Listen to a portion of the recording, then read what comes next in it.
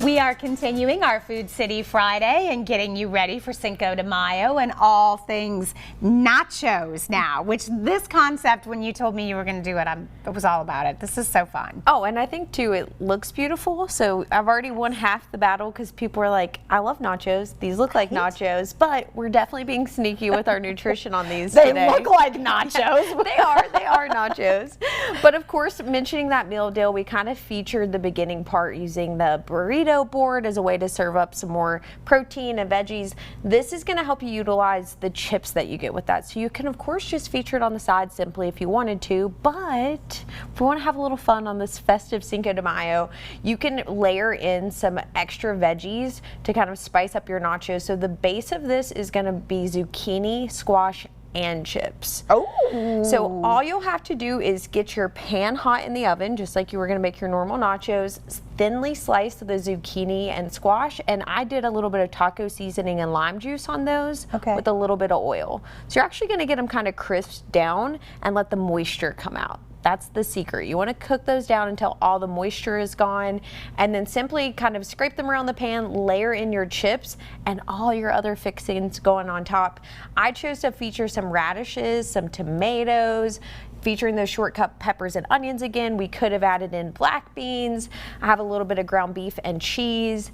And then of course you could top this off with guacamole, sour cream, anything else you wanted to feature as that topping. Okay, so you did your vegetables first. Yes. In the oven. Yep. Then you put your chips in on top of the vegetables. Yeah, kind of mixing them together so Okay. they're almost the base. So when you go to scoop in to get those chips, you inadvertently are going to be sneaking in some zucchini and squash. And because it has that nice crisp texture, and then we have the toppings, it's kind of like most nachos. You're getting a little bite of everything, and that's what we want.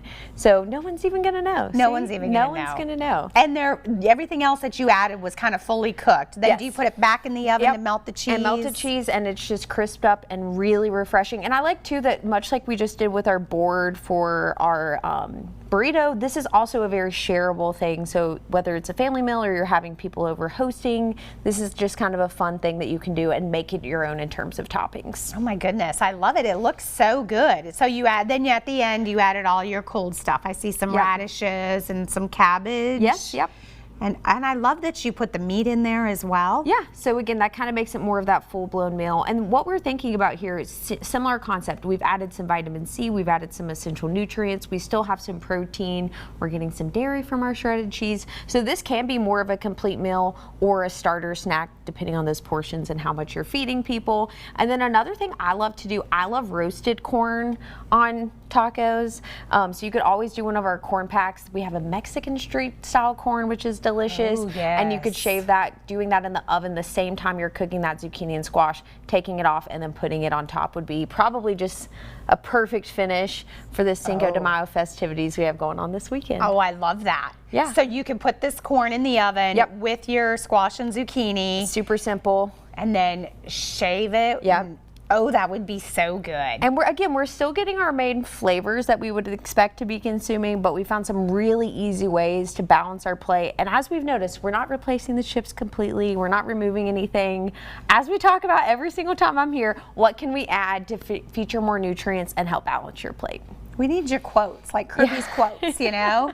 I'm willing to send I'm not them. taking anything away from you. We're just adding some things. And I know you guys have so many great shortcuts. You've got the guacamole already. Ready-made, especially that's intimidating for people for making or trying for the first time. Guacamole is actually really simple to make, but I love our original one we have over with our produce section. It's also where you'll find our shortcuts and then some of those ready-made corn options. Just from a time-saving perspective, they're great. Oh, the shortcuts are just my favorite. Super They're already simple. cleaned. I just They're already poured them diced. on this, and it's super easy, ready to go in the oven. So much better. What a fun weekend we can have, right? Yes. So many different ways to do those meal deals. Yeah, exactly. So we're starting off with some of those savings tips, and then we're just expanding, featuring some more nutrition.